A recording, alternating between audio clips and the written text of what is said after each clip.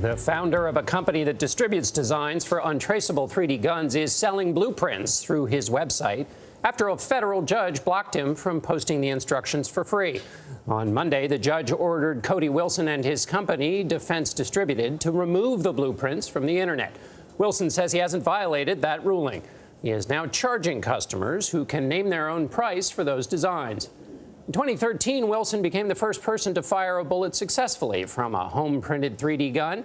And Cody Wilson is with us from Austin, Texas. Good morning, Cody. Let me ask you, this fight has cost you a whole lot of money and will probably cost you more in legal fees. Why are you so committed to making sure people can gain access to these files? Well, I think it's a matter of principle. I know it's absurd to some degree to fight for your principles in a culture like this, but I think it's a worthy demonstration, and of course I could always demonstrate, like today, that I could always sell these files, and I'll continue to do so. What is the principle at the center of this, though, that you're fighting for? Oh, well, like state governments have no power to second-guess the decision-making of the State Department. They have no power to ask websites to take information off of the internet that's legally posted there. I'm certainly not going to consent to the judgments of judges that say that they can. Cody, how many of these blueprints have you sold? Oh gosh, many hundreds. We're probably in the thousands at this point. The news was, well received. Mm-hmm.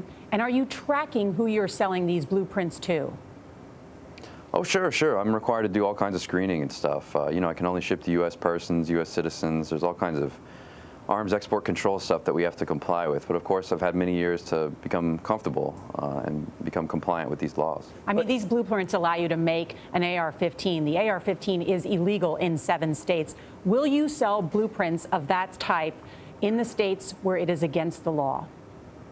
The AR-15 is in different configurations legal to make in every state in this country, even today. So no, there's no difference.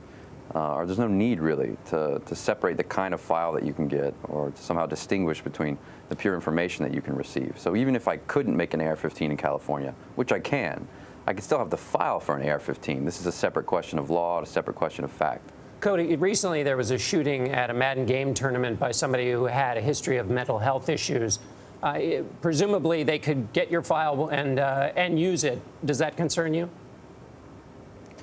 Sure. I mean, there's always the possibility that people with a history of mental illness can get access to information and somehow do something bad with it. But we live in a nation of laws, and you should prosecute crimes after the fact. This gentleman who shot up this game tournament in Florida legally bought that firearm.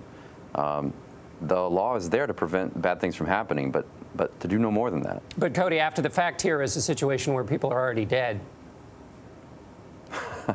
Sorry, there's a First Amendment and there's a Second Amendment. Congress shall make no law, and the right shall not be infringed. It's pretty easy text.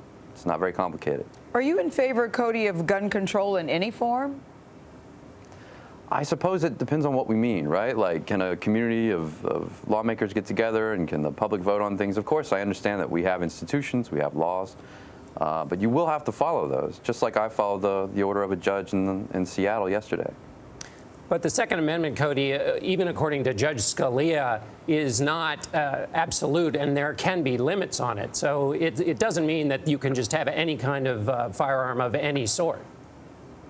Well, I don't know. I tire of this decision-making or like this style of interpretation of laws. Like, simply because there can be limits on rights isn't somehow like an invitation to censorship or to restriction of these rights. This is not an American attitude, and I find it, frankly, like the attitude contained there somewhat suspicious.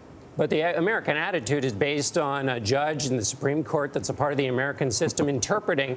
And by the way, Judge Scalia was not exactly soft on the original intent of the Constitution. So if he thought there could be some limits on the Second Amendment, surely he's worth listening to. Just because there can be limits, there should be. I mean, this is the implied nature of your question. The American attitude to law is that law is there to secure the liberties, the blessings and liberties for the people, not to somehow justify restrictions and regimes of control for petty state governments like the Pennsylvania Attorney General. This is absurd.